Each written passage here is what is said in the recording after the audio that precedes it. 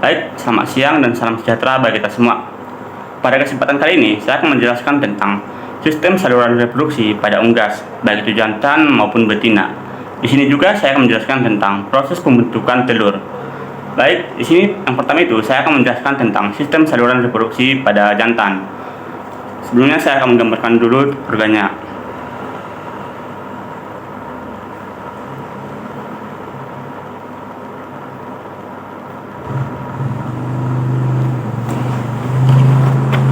Yang saya gambar pertama itu adalah testis. Pada unggas, testis terletak di dalam rongga perut, dekat dengan tulang belakangnya.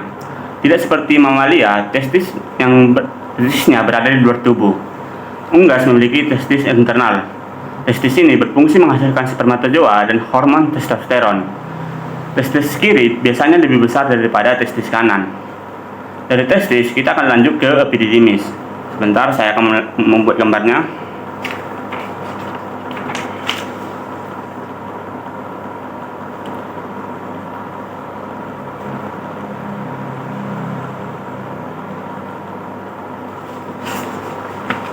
Nah,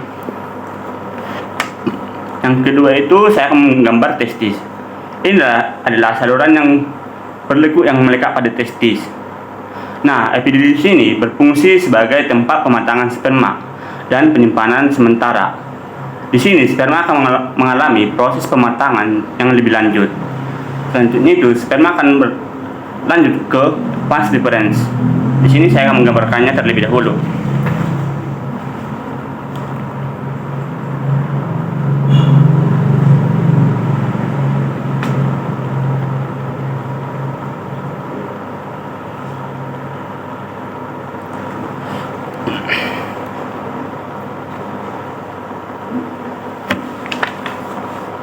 Nah, ini adalah vas deferensnya.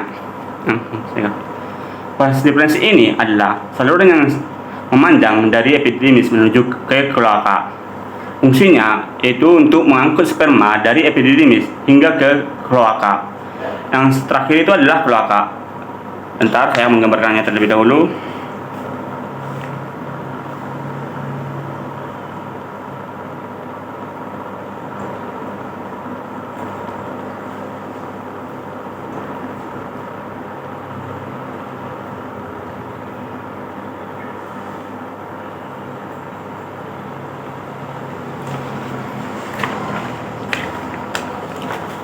Nah, ini adalah kloaka. Kloaka ini adalah tempat bermuaranya tiga sistem, yaitu pencernaan, ekskresi, dan reproduksi. Yang saya gambar ini di bagian belakang tubuh unggas. Pada saat kawin, kloaka jantan akan ditempelkan ke kloaka betina. Yang dalam proses ini yang disebut kloakal kiss. Berbeda dengan mamalia, sebagian besar unggas tidak memiliki penis yang menonjol. Pengecualiannya itu adalah ternak unggas yang unggas air yang memiliki palus.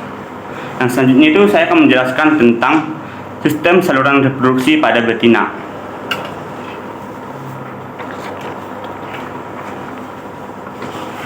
Sini saya akan menggambarkan organ reproduksinya terlebih dahulu.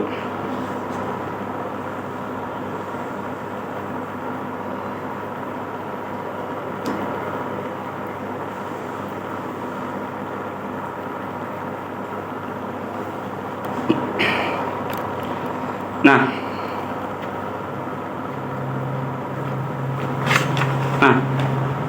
yang pertama itu adalah ovarium.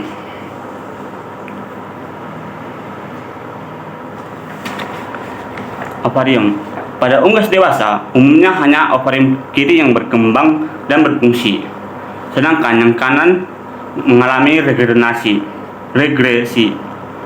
Yang saya gambar di sini dekat dengan tulang belakang. Ovarium ini berisi banyak folikel yang berbagai ukuran, yang berisi sel telur dalam berbagai tahap perkembangan.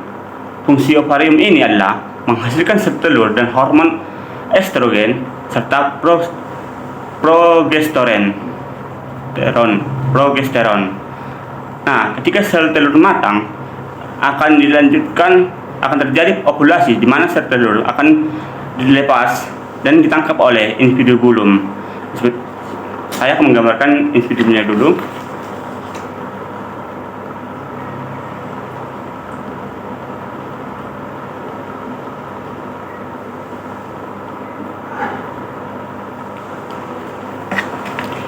Individu bulum ini berbentuk seperti corang yang saya gambar di sini.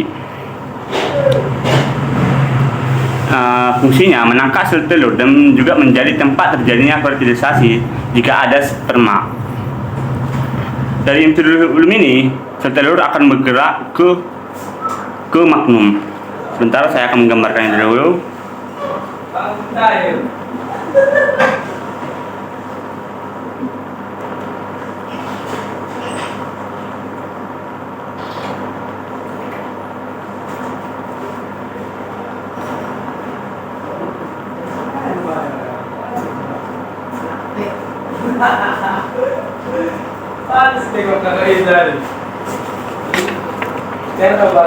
Nah, yang ini adalah magnum.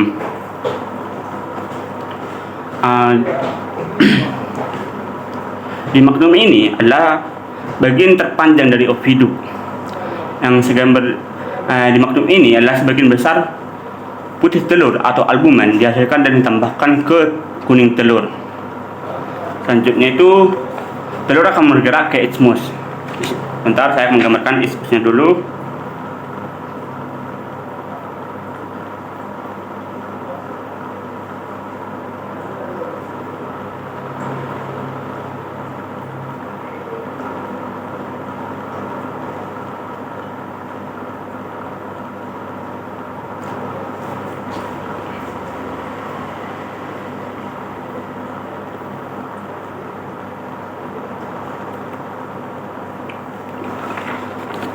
Ini adalah isthmus yang ini. Isthmus ini adalah bagian yang lebih sempit dari oviduct. Di isthmus ini membran atau selaput telur berbentuk ada dua membran dalam dan membran luar. Setelah itu telur akan masuk ke uterus. Sebentar, saya menggambar uterusnya terlebih dahulu.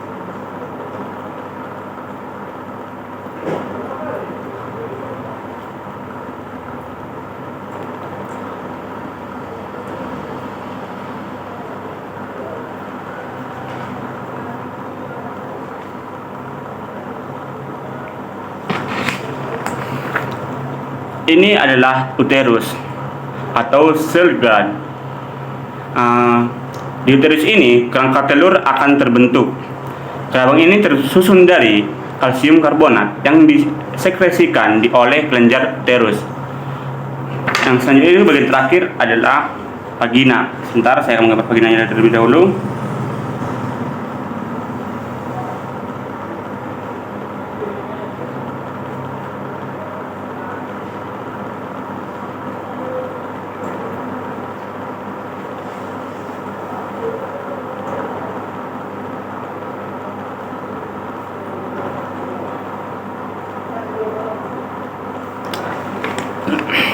Ini adalah vagina.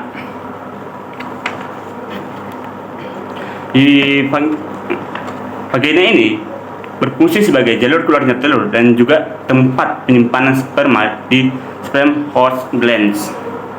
Akhirnya telur akan keluar dari kloaka. Kloaka itu berada di sini.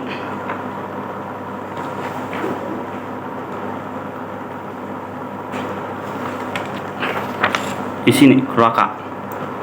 Yang sama seperti unggas jantan juga merupakan muara dari sistem pencernaan dan ekskresi. Selanjutnya itu, saya akan menjelaskan tentang proses pembentukan telur dan waktu yang dibutuhkan. Proses ini dimulai dari ovulasi, yaitu pelepasan sel telur matang dari ovarium. Yang dilepaskan ini adalah kuning telur atau yolk beserta germinal disc. Ovulasi dikendalikan oleh hormon LH dari hipofisis. Setelah dilepaskan, sel telur akan ditangkap oleh individu bulum di sini.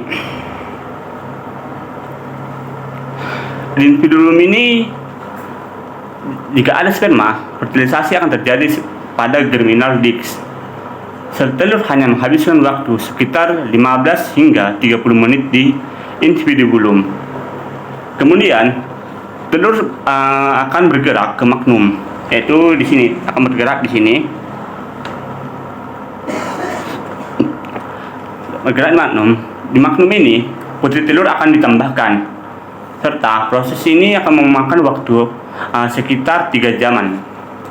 Dari magnum akan berlanjut ke isthmus di sini. Di isthmus, membran telur akan terbentuk. Telur berada di isthmus selama 1 hingga 2 jam.